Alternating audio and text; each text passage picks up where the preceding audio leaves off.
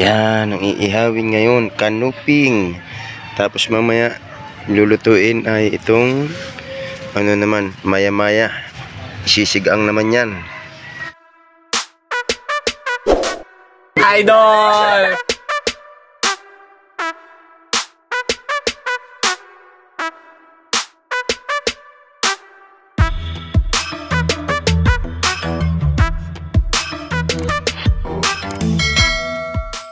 Kaya na, good morning mga kausi. Panibagong araw tayo ngayon at panibagong vlog. Yan, dito pa rin tayo, update natin dito sa Kubo. Dahil may darating tayong bisita ngayon na isa nating kaibigan sa pamamagitan ng YouTube. At ngayon ay magkikita na kami ng personal dahil pupunta siya ngayon dito sa Bukana. Yan. Shout out Boss Raynanti de la Peña at sa family mo. At waiting lang ako dito. Nahanap tayo ng magandang location dahil laging lahat against the light. Oh, puro against the light. Ano ba yan?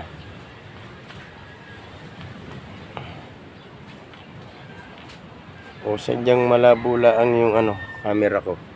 Teka muna. Oh, yan. Shout out sa inyong lahat. At ito, maglilinis lang ako dito sa Kubo dahil kailangan nating maglinis dahil meron tayong darating na mga panauhing pandangal. Ayan. At ako ay mag-uugas lang nitong mga pinaglutuan namin ni na Kahaw at Maroko. At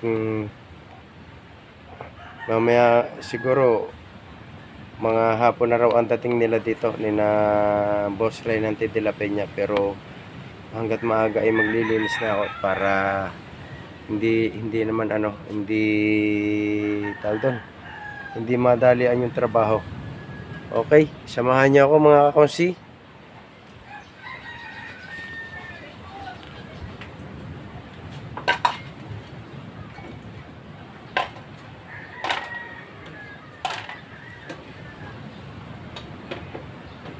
Alright, mga kasi, simulan natin.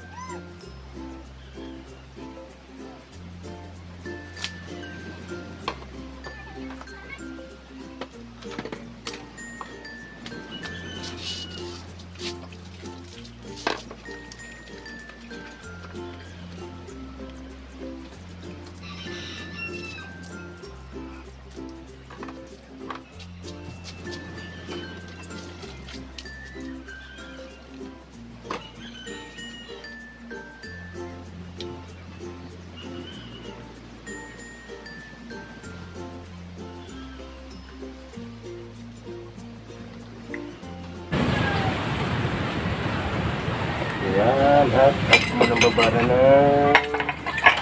Ito yung mga ginamit pa namin pagkakape. So, nandito si Juan, si na Japper at Louie. Ngayon natin mauugasan.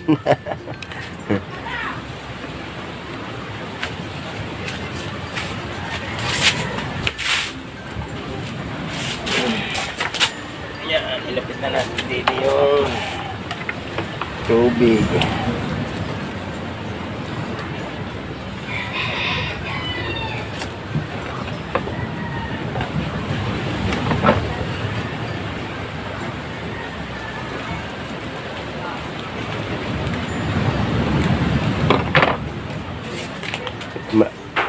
Malakas yung hangin dito. Yan, pasensya na kayo kung against the light talaga. Wala akong mapwestuhan ng cellphone dahil kulimlim dito sa tayo ko. Kaya medyo madilim.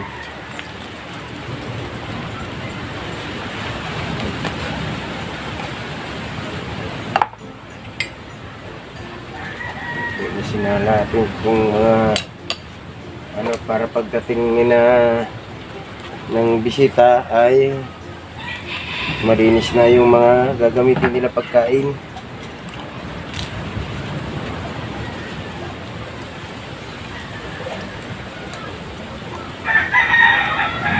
Sulo ako ngayon dito sa cottage dahil si Maroko ay a-attend ng anniversary ng Kasangga Foundation Tapos si Kahaw naman ay naandoon sa burol ng kanyang lula. Kaya sulo-sulo ako dito ngayon.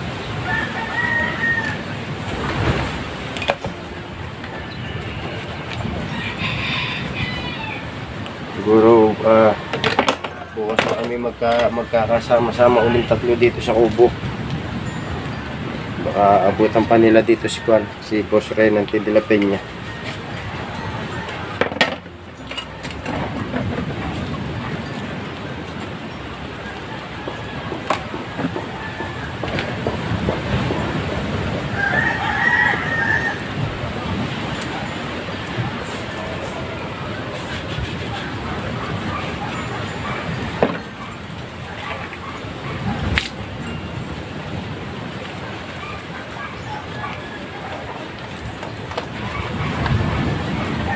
Gawin ko na yung gawin ko na yung ibang plato dito ni Nakahaw.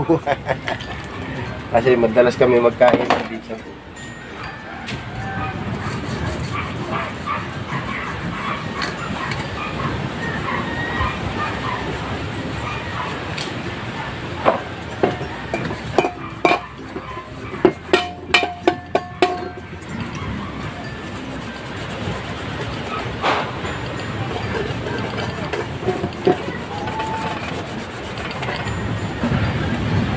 Hoy, saka pala si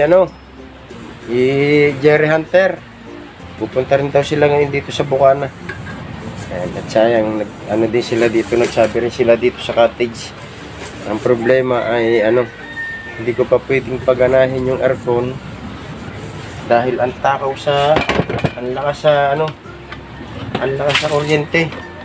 Nung subukan kong paandaring magdamag yung aircon, alam niyo bang naging bill mahigit 1,000 yung electric bill na pinagbayaran ko.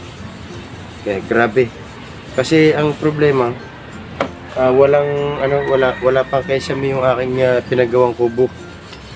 Wala pa tayong budget. Kaya hindi pa natin pwedeng paganahin yung aircon at mamumulubi tayo sa pagbabayad sa kuryente. Nakakahiya naman kung i-charge natin doon sa uupa.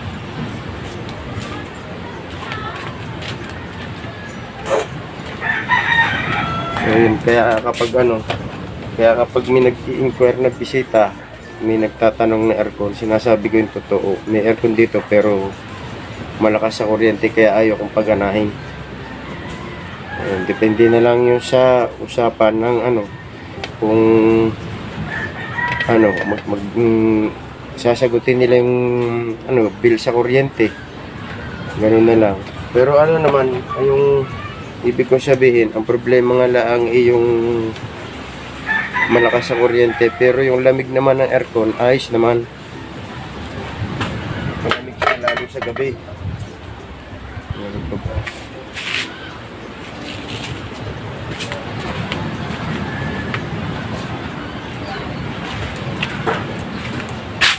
Okay naman yung lamig. Kaso nga lang ang problema nga ay yun nga lang ang isang problema pagdating doon sa malakas nga sa kuryente.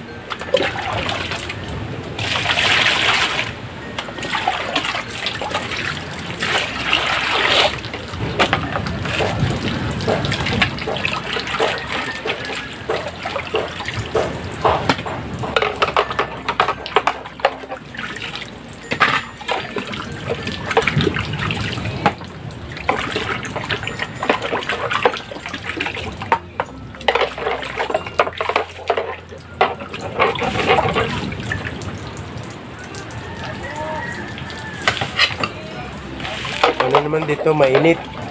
Kaso lang dito sa aking posto kaya makulimlim dahil gawa ng puno.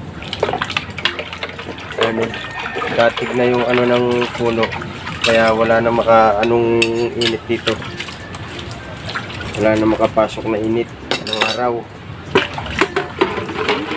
Kaya dito iinit lamang pag yung kumiling ng araw, yung mga bandang alas 3 na ng hapon hanggang sa lubog ng araw yan. medyo mainit dito kasi wala na yung puno nakaharang doon. Tingnan niyo yung ano. Tingnan niyo yung mga dahon ng puno. Ayan o. Datig na yan o. Yung mga dahon na yan. Tapos pati doon sa bubong. Kaya hindi masyadong mainit yung yero yan o. Ano na, takip na ng mga dahon ng sanga.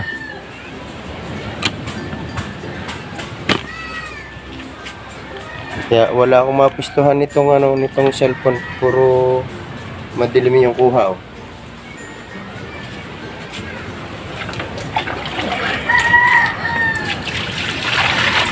Kaya masarap tumambay dito.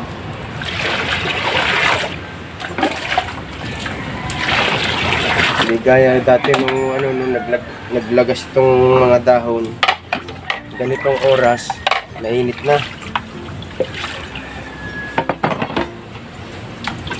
Pero ngayon, anong oras na oh? Alas 9 na. Alas 9 na ng umaga, pero napakasarap sa pakiramdam dito.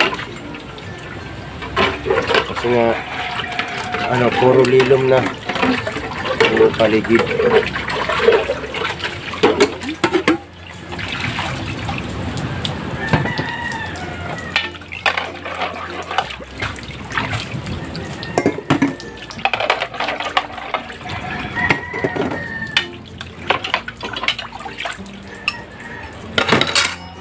Tapos si Tatay Taski wala dito. Yung siya naninigil sa sa San Diego. Meron siyang ano doon. Meron siyang maliit na business doon. Meron siyang tindahan. Kaya doon sa pwesto ni Tatay Taski sa San Diego, malayo na sa malayo sa baryo. Malayo sa mga bilihan.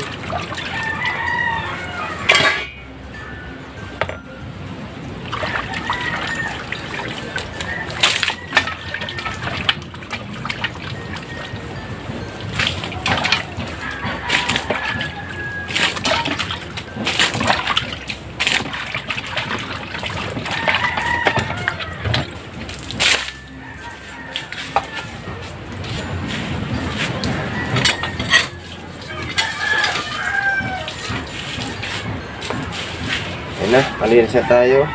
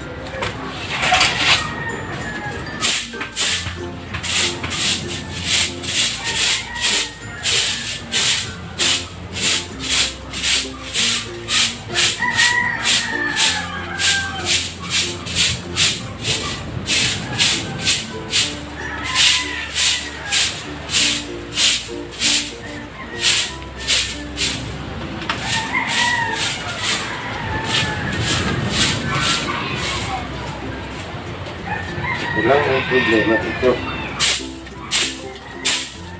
Pag ganitong malakas ang hangin, ang problema lamang dito, pag malakas ang hangin, wala nang tigil yung laglag ng kwan, ng dahon ng talisay.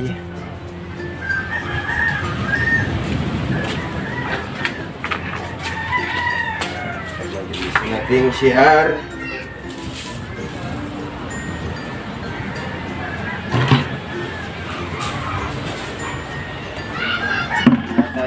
dito, wala tayong pressure tank. Kaya wala tayong gripo, kaya ang ano dito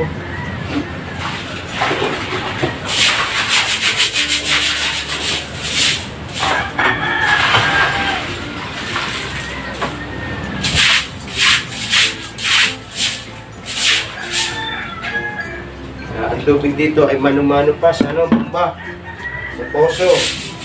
Tubig dito. Kaya walang shower.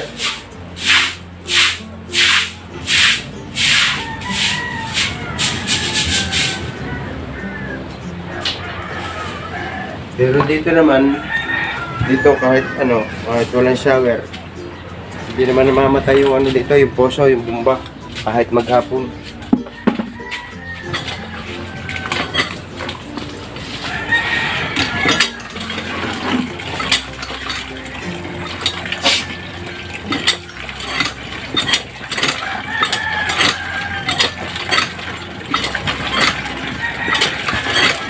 Tapos yung iba, yung iba kong mga nagiging bisita dito, lalo yung mga foreigner. Tuwan-tuwa sila. Pagka maliligo, tuwan-tuwa sila dito sa poso. Meron ako naging bisita ditong foreigner. Lahat ng lahat ng magbabalaw, siya lahat ang dito, nagbumba. Kasi hindi pa siya nakaka-experience daw ng ganitong poso. Kaya tuwan-tuwa.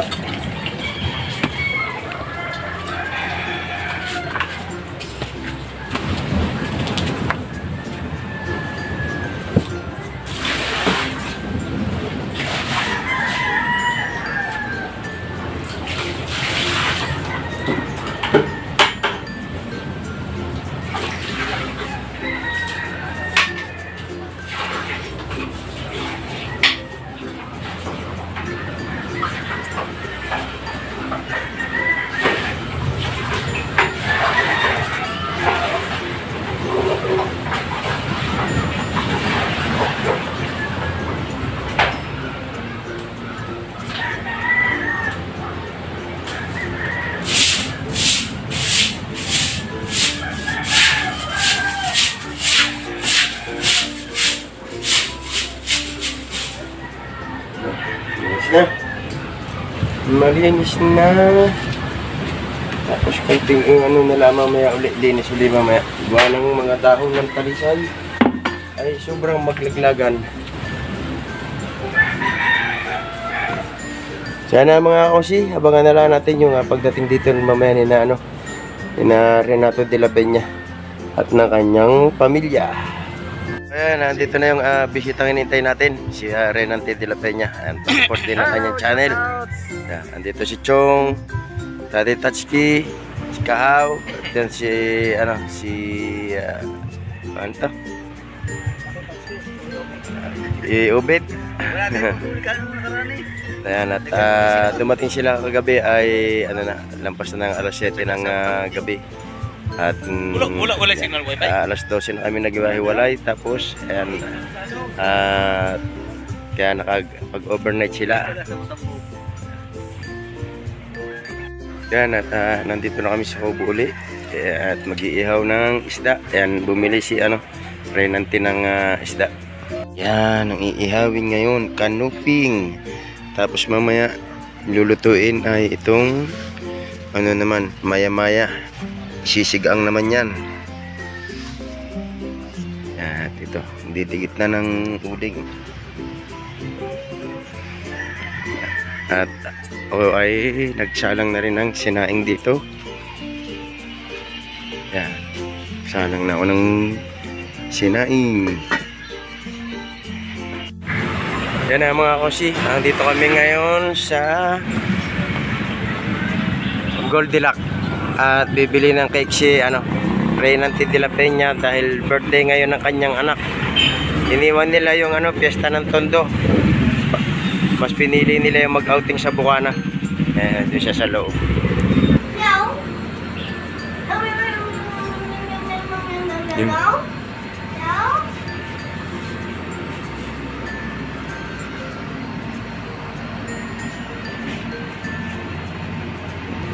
Ito yung mga cake dito na available. Lashes choco yung big 40.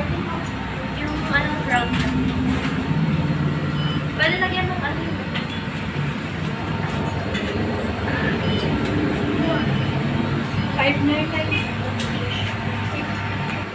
Tapos meron pa dito yan. Dami mga product ng Goldilocks.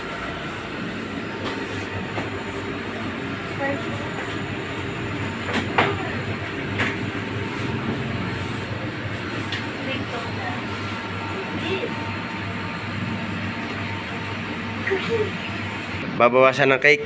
Oo. Talaga 500 lang din tayo.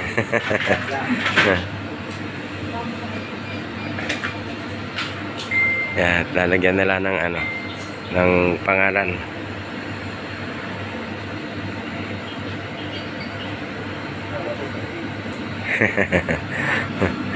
Bago ka pati sa pera, no? si Ate Edita, pag may barya, pinamimigay na lang, ayaw maghawak ng barya. Hindi daw niya alam.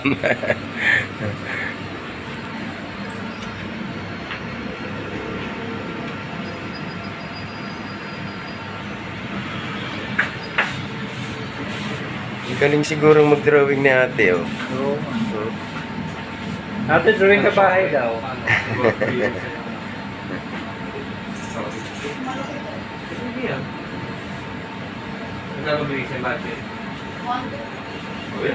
Galing, oh.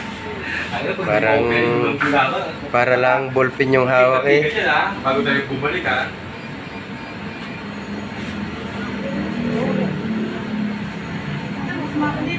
Papanonoy ko. Pareho lang na. Ay, 8 times to. Oo nga. Kasi yung playbook kasi. 8 times, ano?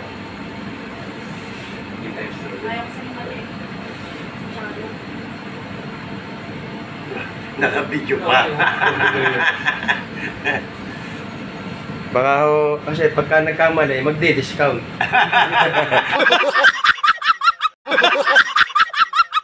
Isang 500 na lang. Oo. May isang letter, 100 na pagka nagkamali. Kaya kailangan may video.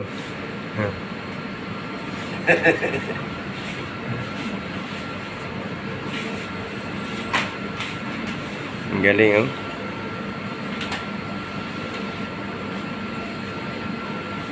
Ah, talagang pinagkasya, oh. Pinakahuli, full ang ano sa gilid. Di ko lang alam ang spelling. Ano po? Full. Po. Full.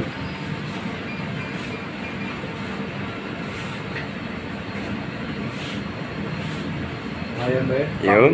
Paul daw eh. Paul yun. Di ko alam ang Okay. spelling, hindi Paul na lang.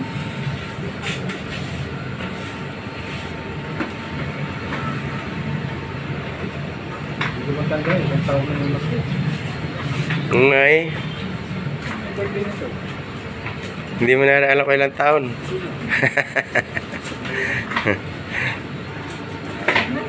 Okay.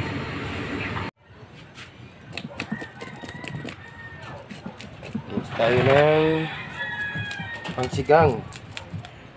Maya-maya.